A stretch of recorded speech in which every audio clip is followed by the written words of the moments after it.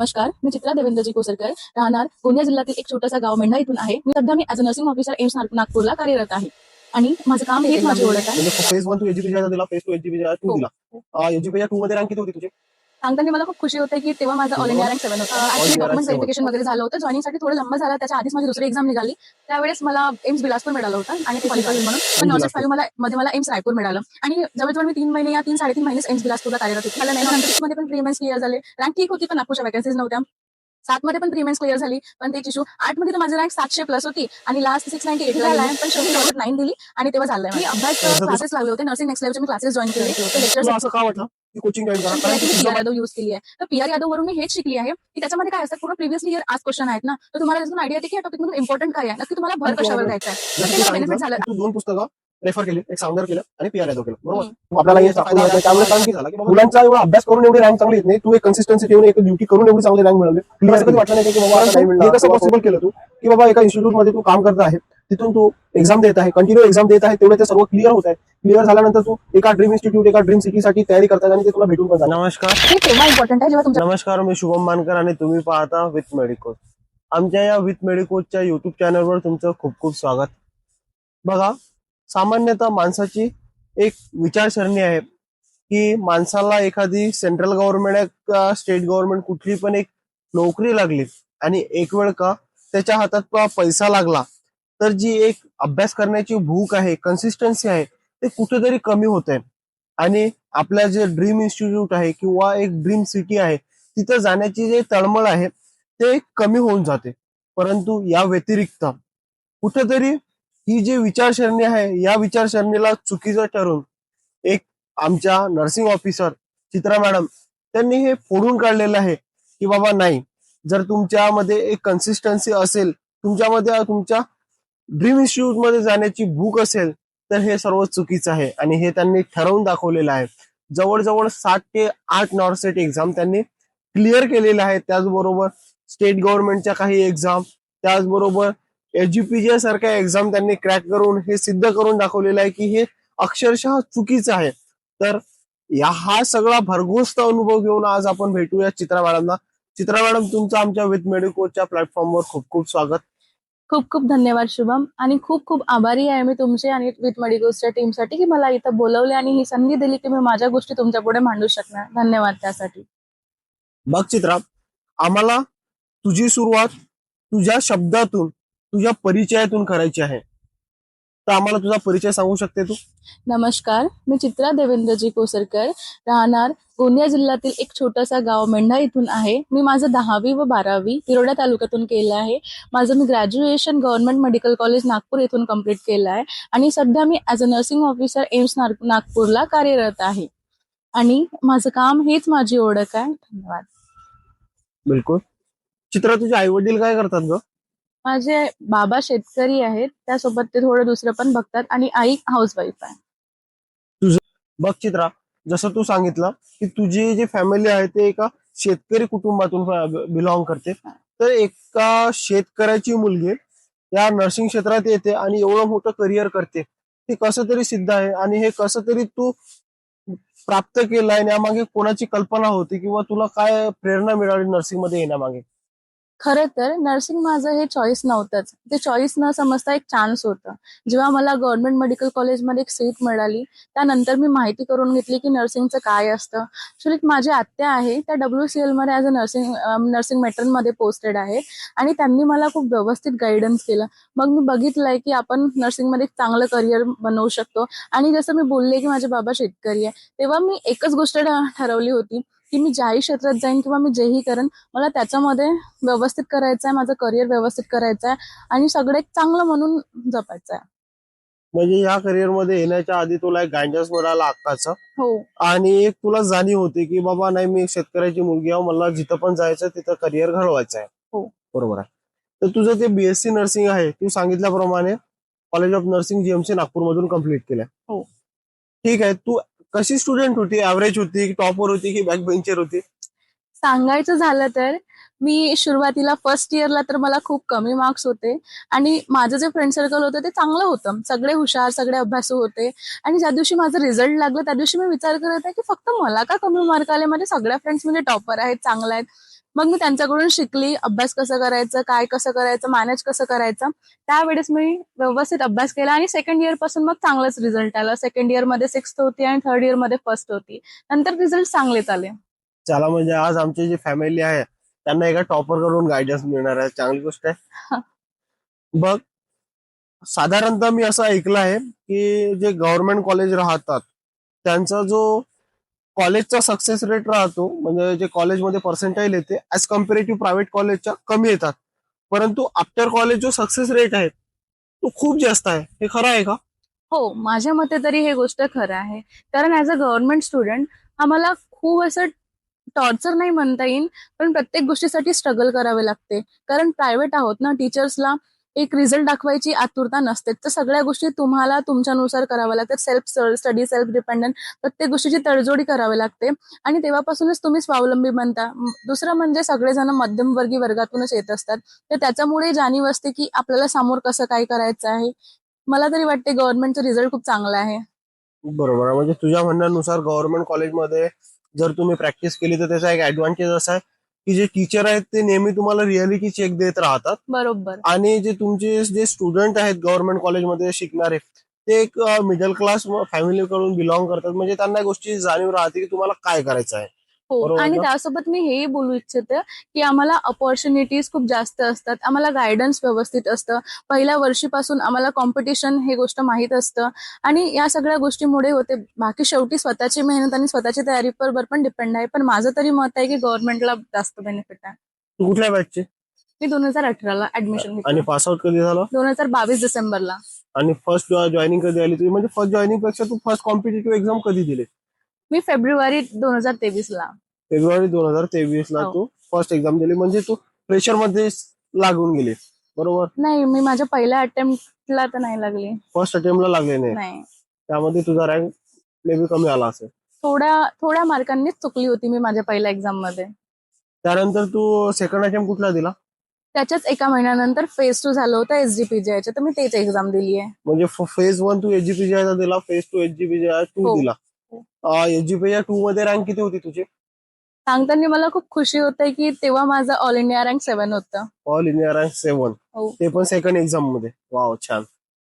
मग तिथे जॉईनिंग आली असेल तुझी, बरोबर ना? ऍक्च्युली डॉक्युमेंट व्हेरिफिकेशन वगैरे झालं होतं. जॉईनिंगसाठी थोडं लंब झालं. त्याच्या आधीच माझी दुसरी एक्झाम निघाली. तर मी बेटर चॉईस केलं की मी दुसऱ्या जागी जॉईन करू म्हणून. दुसरी एक्झाम कुठली निघाली तुझी? नॉर्सेट 4. नॉर्सेट 4. हा. नॉर्सेट 4 ही तुझी फर्स्ट नॉर्सेट होती? हो. तुझी ही निघून गेली, बरोबर. हा. त्यावेळेस काय मिळालं तुला? त्यावेळेस मला एम्स बिलासपूर मिळालं होतं आणि तेच मी जॉईन केलं. एम्स बिलासपूर. एम्स बिलासपूर नंतर कशी जर्नी होती तुझी एम्स नागपूर पर्यंत? कुठल्या कुठल्या एक्झाम दिल्या तू? ऍक्च्युली मी जेव्हा एम्स बिलासपूर जॉईन केला ते मी नॉर्सेट 5 ची प्री देऊनच जॉईन केली आणि 15-20 दिवसात मेन्स आली. तर त्यावेळेस मला खूप धडपड झाली आणि मला एक्सपेक्टेशन नव्हतं की मी त्या एक्झाम मध्ये पण क्वालिफाय होईल म्हणून. पण नॉर्सेट 5 मला एम्स रायपूर मिळालं आणि जवळजवळ मी 3 महिने या 3-3.5 महिनेच एम्स बिलासपूरला कार्यरत होती. त्याच्यानंतर पासून मी एम्स रायपूरला जॉईन केलं. इन बिटवीन मी DMER पण दिली. त्याचं रिझल्टही आलं होतं आणि त्याच्यातही रँक छान होती.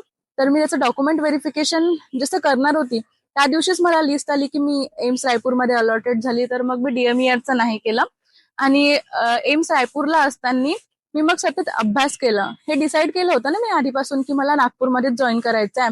तर एम्स रायपूरला गेल्यानंतर पण मी आपला अभ्यास, आपली कन्सिस्टन्सी कंटिन्यू ठेवली आणि एक्झाम देत गेली. असं नाही की झालं नाही. नॉर्सेट 6 मध्ये पण प्री मेन्स क्लिअर झाले. रँक ठीक होती पण नागपूरच्या वॅकन्सीज नव्हत्या. 7 मध्ये पण प्री मेन्स क्लिअर झाली पण तेच इश्यू. 8 मध्ये तर माझी रँक 700+ होती आणि लास्ट 698 ला गेली. म्हणजे जवळून जवळून निघालाय पण शेवटी नॉर्सेट 9 दिली आणि तेव्हा झालंय माझं. तर जसं तू सांगितलं की नॉर्सेट 8 मध्ये तुझी रँक जवळजवळ 750च्या आजूबाजूला आतच होते, होती. आतच होते, बरोबर आहे. हम्म. तर एक तुला असं कधी वाटलं नाही का, जर सांगितलं पण तू आता तुला याच्या आधी एम्स रायपूर मिळालं, बरोबर. हो. एम्स रायपूर तुझ्या घराजवळ जवळ होतं. तिथलं जे एन्व्हायरमेंट होतं, हॉस्पिटल एन्व्हायरमेंट ऍज कम्पेरेटिव्हली छान पण होतं आणि ऑसम होतं, ठीक आहे. हम्म. आणि जर तुझी एवढी चांगली रँक येत आहे तर तुला असं का वाटतं, असं वाटलं नाही का की बाबा चला एवढं जवळ जात आहोत तरी एवढं आपल्याला एम्स नागपूर मिळत नाही त्यावेळेस? कारण की मुलांचा एवढा अभ्यास करून एवढी रँक चांगली येत नाही. तू एक कन्सिस्टन्सी ठेवून एक ड्युटी करून एवढी चांगली रँक मिळवली. तर असं कधी वाटलं नाही का की बाबा आता नाही मिळणार किंवा थोडंसं डिमोटिवेशन असं वगैरे काही? नक्कीच वाटलं. जेव्हा माझं नॉर्सेट 8 ला एवढा चांगला रिझल्ट येऊन मला नागपूर नाही भेटला, त्यावेळेस खूप निराश झाली आणि त्यावेळेस मला कुठेतरी वाटलं होतं, की सोडून द्यायचं का? नाही करायचं का? पण शेवटी मला हे आठवतं, की मी 60 वर्षापर्यंत ड्युटी करणार ना, तर माझ्या प्रायोरिटीज हे आहेत, की मला माझ्या राज्यात, माझ्या लोकांमध्ये, माझ्या भाषेसोबत राहायचं आहे. तर मला ते पॉसिबल नागपूरमध्ये येऊनच होणार ना.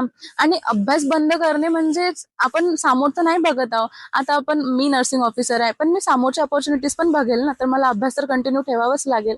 मग तेवढा थोडं निराशा झाली, पण ठीक आहे, 1-2 दिवसानंतर पुन्हा डिसाईड केलं की नाही, आपल्याकडे पुन्हा वेळ आहे. मी ऍक्च्युली आधी ठरवलं होतं, की मी येणाऱ्या 2 वर्षात जर क्वालिफाय झाली, तर मी नागपूरला जाणार. नसता मी रायपूरला केलं असतं.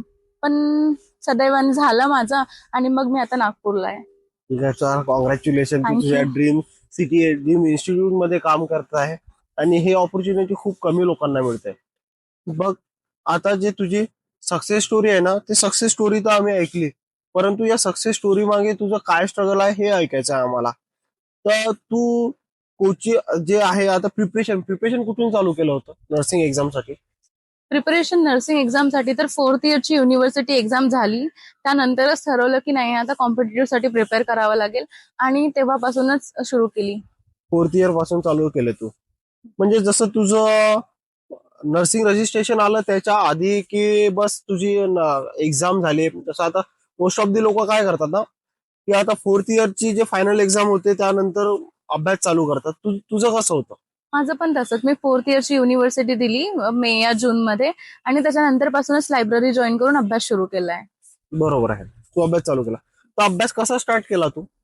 मी अभ्यास क्लासेस लागले होते. नर्सिंग नेक्स्ट लाईव्हचे मी क्लासेस जॉईन केले. ते लेक्चर्स अटेंड केले. त्याच्यामधून मी माझं नॉलेज क्लिअर केलं. त्याच्यासोबत सोबत मी एमसीक्यू प्रॅक्टिस केली, रिव्हिजनवर भर दिला आणि महत्वाचं म्हणजे थोडा वेळ जास्त दिलाय आणि कन्सेप्ट क्लिअर करूनच समोर वाढली आहे. तू कोचिंग जॉईन केली होती? हो. कुठली कोचिंग जॉईन केली? नर्सिंग नेक्स्ट लाईव्हला जॉईन केलं होतं मी. तुला असं का वाटलं की कोचिंग जॉईन करा? कारण की तुझं माहित आहे का, जे प्रॅक्टिस झाली आहे ते गव्हर्नमेंट कॉलेजहून झाली आहे. गव्हर्नमेंट कॉलेजमध्ये प्रॅक्टिस ऍज कम्पेरेटिव्ह खूप छान होते, ठीक आहे, हम्म. आणि थेरी तर क्लिअर राहतेस. तर तुला असं का वाटलं की मला कोचिंग जॉईन करायला पाहिजे? हे बघा, आपण एखादी पुस्तक वाचत आहे, जसं मी फॉनच वाचत आहे, तर त्याच्यामध्ये मी एका सब्जेक्ट बद्दल शिकत आहे ना, एका सब्जेक्ट बद्दल मला ते रिलेट करावं लागेल. त्या टॉपिक बद्दल मी एका टाइमला मी एका पुस्तकातून एकच गोष्ट शिकत आहे. पण जर मी क्लास लावत आहे तर समोरचे शिकवणारे ते माझ्यापेक्षा एक्सपर्ट्स आहेत, तर त्या 3 गोष्टी एकासोबत कोलॅबरेट करून शिकवतील ना, तर ते आपल्यासाठी एक इझी आहे. आणि मी माझ्या प्रिपरेशन मध्ये एकच गोष्ट फॉलो केली आहे, की 3 जागचं कंटेंट वापरलं नाही. मी एक क्लास केले, त्यांचे नोट्स घेतले, तेच नोट्स मी रिवाइज केले आणि मग एमसीक्यू साठी बुक्स रेफर केल्या. बस मी एवढंच केलंय. माझ्यामध्ये तरी क्लासेस इम्पॉर्टंट आहे. आता प्रत्येकाचं तर वेगळं पर्स्पेक्टिव्ह आहे. कोणी फक्त आपल्या स्वतःच्या सेल्फ स्टडीने पण एक्झाम काढणे, खूप सारे असे एक्झाम्पल्स आहेत. पण माझ्यामध्ये तरी क्लासेस बेस्ट आहेत. क्लासेस बेस्ट आहेत तुझं म्हणणं आहे? क्लासेस बेस्ट आहेत, परंतु क्लासेस ज्यावेळेस बेस्ट आहेत की तुम्ही एकाच ठिकाणी येऊन कंटेंट हो. घ्याल त्यावेळेस. हा, कारण जर मी 2 जागेवरून वेगळ्या वेगळ्या गोष्टी करेल तर माझं कन्फ्युजन वाढेल, माझा टाइम वेस्ट होणार आणि कुठेतरी ती क्लॅरिटी नसणार मला. बरोबर आहे. तुला हे जे तुझा सिलेबस कम्प्लीट करायला किती वेळ लागला स्टार्टिंग पासून ते सिलेबस कम्प्लीट करण्यापर्यंत? जसं मी युनिव्हर्सिटीची एक्झाम संपली त्याच्यानंतर पासून सुरू केलं, तरी पण मला जवळजवळ 8-9 महिने तरी लागले माझे पूर्ण क्लासेस संपवायला.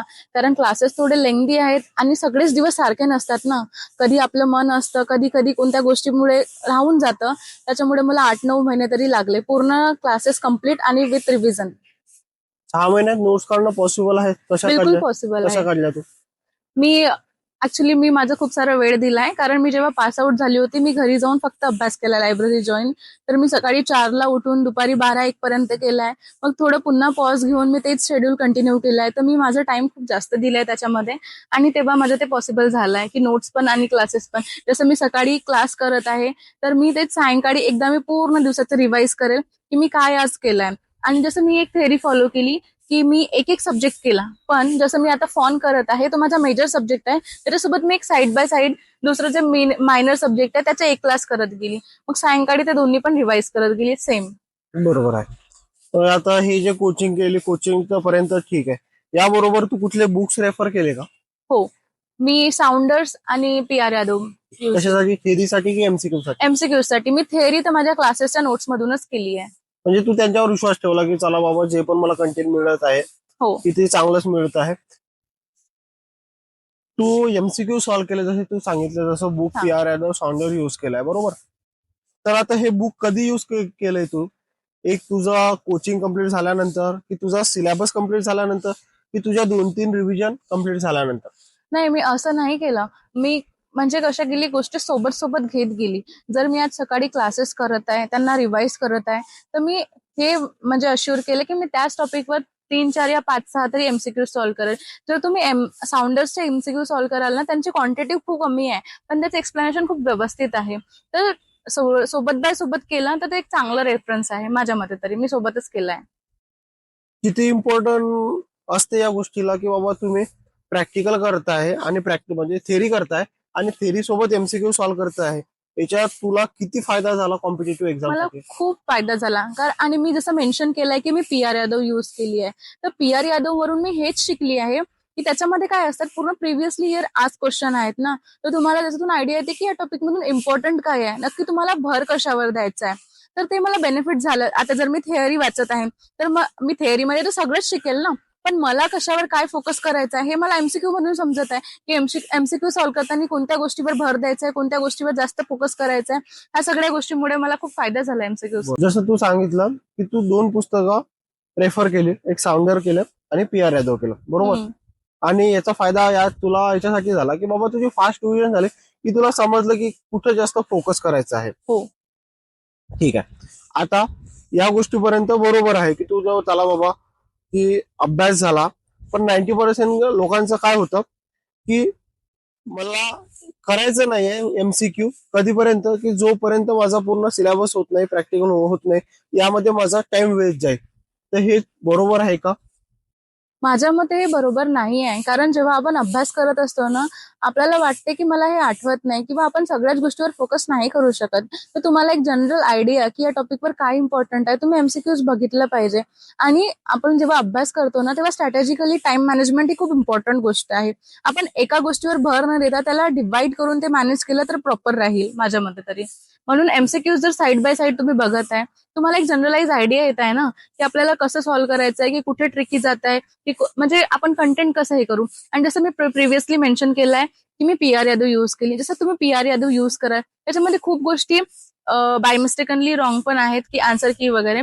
तर तुम्हाला ते पाहिजे की कंटेंट शिकत आहे की नाही, आपण आज हे शिकलो तर याचं एक्सप्लेनेशन हे आहे ना, तर तुम्ही क्रॉस व्हेरीफाय करता. ह्या सगळ्या गोष्टीमुळे मला वाटतं एमसीक्यू जास्त इम्पॉर्टंट आहे. आणि जे 90% लोकांना वाटतं की आपण एक कम्प्लीट करून दुसरं सुरू करायला पाहिजे, तर ते न करता आपण सोबत बाय सोबत केलं पाहिजे. तू ती सिरीज जॉईन केली होती का कुठे?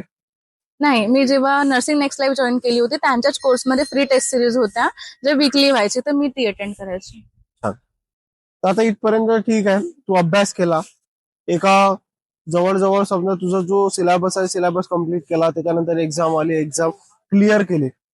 परंतु हे कसं पॉसिबल केलं तू, की बाबा एका इन्स्टिट्यूट मध्ये तू काम करत आहे, तिथून तू एक्झाम देत आहे, कंटिन्यू एक्झाम देत आहे, तेवढे ते सर्व क्लिअर होत आहे. क्लिअर झाल्यानंतर तू एका ड्रीम इन्स्टिट्यूट, एका ड्रीम सिटीसाठी तयारी करतायत आणि ते तुला भेटून पण जाते. हे तेव्हा इम्पॉर्टंट आहे जेव्हा तुमच्याकडे प्रॉपर कंटेंट आहे. जसं मी प्रिव्हियसली मेन्शन केलं आहे की तुम्हाला एका गोष्टीवर फोकस करायचं आहे. जर तुमच्याकडे तुमच्या रेडिली अवेलेबल नोट्स आहेत, रेडिली अवेलेबल कंटेंट आहे, आणि तेव्हाच तुम्ही ह्या सगळ्या गोष्टी पॉसिबल करू शकता. जर तुम्ही वर्किंग आहे, तुमच्याकडे प्रॉपर कंटेंटच नाही, तुम्ही तेव्हा कन्फ्युज होते की मी हे करू की ते करू, तेव्हा या गोष्टी कुठून पॉसिबल असणार आहे. म्हणून जसं तुम्ही पास आउट होता, रजिस्ट्रेशन इथपर्यंत मला तरी वाटते 5-6 महिने सगळ्यांकडे असतात. आणि त्या कालावधीमध्ये तुम्हाला तुमचं प्रॉपर नोट्स, प्रॉपर कंटेंट हे चूज करावंच लागेल. मी नाही म्हणत की क्लासेस करा किंवा बुक्स घ्या म्हणून. तुम्ही तुमच्या अकॉर्डिंगली एक प्रॉपर कंटेंट शोधा आणि त्याला फॉलो करा. ते खूप बेनिफिशियल राहणार. बरोबर आहे. आणि त्याच्यामुळेच मला तरी वाटते की मी माझ्या एक्झाम्स हे केल्यात क्रॅक. कारण मी कधीच असं नाही की मी हे वाचू का ते वाचू, मला हे कन्फ्युजन नाही झालं. माझ्याजवळ जे रेडिली अवेलेबल आहे मी ते वाचलं आणि एमसीक्यू सॉल्व्ह केले. मी एवढंच केलंय. तू ऑन ड्युटी स्टडी करत असताना 2 गोष्टी मेन्शन केल्या, की बाबा एक तुम्ही स्वतःचा जे नोट्स आहेत ते एक्झामच्या आधी काढून ठेवा आणि त्याच्यावर जास्त फोकस करा दुसऱ्या गोष्टीवर केल्यापेक्षा. तर ठीक आहे, तुझ्याकडे तुझ्या नोट्स होत्या, मग या गोष्टीला तू टाइम कसा दिला? हे बघा, मी शिफ्ट ड्युटीमध्ये करत होती, तर मला मॉर्निंग केल्यानंतर पण भरपूरसा वेळ मिळत होता, इव्हनिंग केल्यानंतर पण भरपूर वेळ मिळत होता. मी नाईटच्या वेळेस तर नव्हतीच करत, पण जे 8 ऑफ मिळतात आणि मॉर्निंग इव्हनिंग असं नाही की नेहमीच पॉसिबल होते, कधी कधी प्रॉब्लेम येतात. पण मी प्रॉपर एक शेड्यूल फिक्स केलं होतं की जर मॉर्निंग केलं तरी मला 3 ते 4 तास या गोष्टीसाठी काढायचे आहेत आणि द्यायचं आहे. मग मी ते केव्हा करते ते माझ्यावर हे आहे. जसं मी मॉर्निंग करून आली, 2-3 वाजायचे, तेव्हा थोडं रेस्ट करायचं, पुन्हा सायंकाळी फ्रेश माइंडने सुरू करायचं. आणि मी स्वतःला एकदम एक्झॉस्टेड फील नव्हती करत, थोडं लाईट घेऊनच करत होती. जसं माझी इव्हिनिंग असली तर मी प्रेफर करायची थोडं अर्ली मॉर्निंग उठून करायचं आणि पुन्हा मग केल्यानंतर थोडं रेस्ट घेऊन ड्युटीला जायचं. असं करून मी मॅनेज केलंय. काय मोटिवेशन होतं का तुझ्याकडे? कारण की एक वेळा कसं सॅलरी आली की एक रिलॅक्स होऊन जाते, जे अभ्यास करण्याची भूक आहे ते पण मिटून जाते. आणि दुसरी गोष्ट तुझ्याकडे पॉझिटिव्ह पॉईंट हा होता की तुला रायपूर मिळालं, नॉर्सेस जवळपास काहीतरी 6 मध्ये, हा, हा 5 मध्ये. 5 मध्ये, नॉर्सेस 5 मध्ये तुला एम्स रायपूर मिळालं. रायपूर पासून तुझं गाव जवळ पण आहे, हा. पैसा पण जे चांगला आहे, तिथं एन्व्हायरमेंट पण छान आहे. तर असं काय मोटिवेशन होतं की तुला एम्स नागपूरमध्ये जायचं आहे आणि कन्सिस्टंटली अभ्यास करायचा? जसं मी आधी मेन्शन केली की मला माझे लोक, माझी भाषा ह्या सगळ्या गोष्टी खूप प्रिय आहे. जरी ते माझ्या घराजवळचं असेल पण ते माझं ड्रीम इन्स्टिट्यूट नव्हतं ना. मला तर माझ्या ड्रीम इन्स्टिट्यूटमध्येच जायचं होतं. आणि नर्सिंग करून तर मी एकच गोष्ट शिकली आहे की जर आपल्याला ग्रो करायचं आहे तर आपल्याला एका गोष्टीमध्ये कन्सिस्टन्सी ठेवायची आहे. आपण याच्या समोर पण आपल्याला खूप साऱ्या संधी देतील, त्यासाठी स्वतःला तयार ठेवायचं आहे. आणि म्हणून अभ्यास तर कंटिन्यू ठेवायचाच आहे ना. तर मग माझ्याकडे हे मोटिवेशन होतंच की मला नागपूरमध्ये जायचंच आहे. असं स्पेसिफिकली तर काही नव्हतं की मला यासाठी किंवा त्यासाठी जायचंय. पण मला ऍक्च्युली मी जेव्हा नागपूरमध्ये नर्सिंग केली आहे तेव्हा माझं खूप चांगलं फ्रेंड सर्कल आणि सगळ्या गोष्टी खूप चांगल्या होत्या. आता जवळजवळ माझे सगळे फ्रेंड्स नागपूरला आहेत. एक आपुलकी, एक आपलंच नातं राहतं, ते मला नागपूरमध्ये फील होत होतं. आणि म्हणून मी डिसाईड केलं की नाही, मला जे माझं ड्रीम होतं तेच पूर्ण करून तिथेच राहायचंय, त्यांच्यासोबतच राहायचंय. ज्यावेळेस तुला तुझी ड्रीम सिटी मिळाली किंवा एम्स नागपूर मिळालं, त्यावेळेस तुझी पहिली फिलिंग काय होती? तुला काय असं जाणवलं की बाबा वा? ऍक्च्युली मला त्या दिवशी विश्वासच नाही झाला. कारण नॉर्सेट 9 म्हणजे माझं रँक थोडं तरी समोर होतं. त्याच्या आधी मी खूप 2-3दा माझं चांगलं रँक होतं, तेव्हा मला नागपूर नाही भेटलं. तर मी आय वॉज लाईक की खरंच मला भेटलाय का? इव्हन माझी बेस्ट फ्रेंड आहे, मी तिला 3दा विचारलंय, खरंच आहे का हे रिझल्ट माझा आणि मला खरंच भेटलाय का? ते पण मी ओपन मधून सिलेक्शन झालंय माझं. तर मी 3 ते 4दा विचारलंय, खरंच मी आहे ना, मी आहे ना, असं मला झालं. म्हणजे खूप खुशीचा दिवस होता ते. ठीक आहे, तुला कॉंग्रॅच्युलेशन. अखेर जे पाहिलेलं स्वप्न तुझं सत्यात उतरवून दाखवलं. हो. आणि हे जे स्टोरी आहे ते प्रत्येकासाठी मोटिवेशनल आहेच. आणि याच्यापासून खूप सारे लोक मोटिवेट होऊन एक प्रेरणा घेऊन पुन्हा खूप जास्त अभ्यास करतील आणि आपल्या ड्रीम सिटी जाण्याचा प्रयत्न करतील. तर तू असा काय मेसेज देशील आमच्या विथ मेडिकोच्या फॅमिलीला, विथ मेडिकोच्या स्टुडंटला, जे स्टुडंट नर्सेससाठी प्रिपेअर करतायत आणि असे स्टुडंट की जे कुठल्या तरी इन्स्टिट्यूट मध्ये जॉईन केलेलं आहे आणि स्वतःच्या ड्रीम इन्स्टिट्यूट मध्ये जाण्याची इच्छा बाळगतात? हे बघा, मला एकच बोलायचं आहे, जर आपल्याला करायचं असतं ना तर आपण करून राहतो. म्हणून आपलं ध्येय क्लिअर ठेवा आणि आपली मेहनत वाढवा. जर तुम्हाला काही पाहिजे तर तुम्हाला त्यासाठी जास्त एफर्ट्स घ्यावं लागेल ना, मेहनत पण घ्यावं लागेल. आता जर मी पण सोडू शकली असते तर सोडून दिलं असतं, पण मला जर करायचं होतं तर मी माझे एफर्ट्स घेतले. मी थोडा आपला टाइम मॅनेज केलं, कुठेतरी बाहेर जाणं थांबवलं आणि एफर्ट्स घेऊनच इथे आले. तर तुम्हाला पण एफर्ट्स वाढवावं लागेल, बस एवढंच आहे. थँक्यू सो मच चित्रा, तू आमच्या प्लॅटफॉर्मवर आली, आमच्या फॅमिलीला एवढं सारं गाईड केलं, त्याबद्दल आमची टीम तुझे खूप खूप आभारी आहे. धन्यवाद. मनापासून थँक्यू शुभम, तुला आणि तुझ्या टीमला. तुम्ही मला इथं बोलवलं, ही संधी दिली आणि जेवढं माझं कौतुक केलं त्याबद्दल खूप खूप आभार. कारण ह्या गोष्टी असतात की तुम्हाला एक पॉझिटिव्ह एन्फोर्समेंट देतात त्या समोर जायसाठी, आणि मला खूप असं बेस्ट फील झालंय. थँक्यू यासाठी. मनापासून थँक्यू तुला आणि तुझ्या पूर्ण टीमला. बघा, आज आपण एक मोटिवेशन सक्सेस स्टोरी ऐकली. जर तुम्हाला ही स्टोरी आवडली असेल तर आम्हाला लाईक, शेअर, सबस्क्राईब करा. जर हे तुमचा लाईक, शेअर, सबस्क्राईब हेच आमच्यासाठी एक मोटिवेशन आहे. जर तुमचे लाईक, शेअर आम्हाला जास्त मिळाले तर आम्ही जास्त मोटिवेट होऊ आणि तुम्हाला यापेक्षाही छान आणि जास्त क्रिएटिव्ह आणि एज्युकेशनल कंटेंट प्रोव्हाइड करू. धन्यवाद.